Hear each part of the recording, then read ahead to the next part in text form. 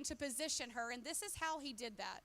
In Ruth chapter 4, at the very end, there's all this story in between that we don't have time for, so you should go home and read it. The whole book is not very long. It won't take you very long, but there's a great big story in there. But the very end, this is her ending. Her ending is that she meets a man named Boaz, and they get married, and they have a son. And so she's redeemed. She's restored. She's lost her husband. Now she has a husband. But not only that, Boaz is a wealthy businessman. He's a godly man. He's a man of character. He's a man of high standing in the community. He will be able to provide for her everything that's been taken, everything that she's lost. So do you think way back in the desert, way back over here, when Naomi was saying, listen, you girls, go back home. You don't need to come with me. And something stirred up in Ruth that God was saying to her, you're going with Naomi. Do you think she had any idea what God was doing?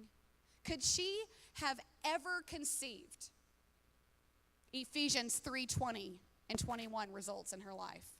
That God was getting ready to do something so big, she could never imagine it. She could never put it down on paper. She could never dream it, but she got her knight in shining armor at the end. Could she ever imagine? Has God ever done something so big and great for you that you said, this is not something I could ever have dreamed? He's provided for me in ways that don't make sense on paper. Has anybody ever been there?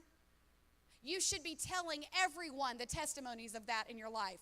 You should be telling of God's greatness, because there are some things that just have a God-sized mark on them, that he turns something seemingly destructive and impossible in your life, and he takes it to a triumphant place, because when we choose to position ourselves under the hand of God, he takes our pain and he positions us for being refined. And he provides for us in ways that we cannot begin to imagine.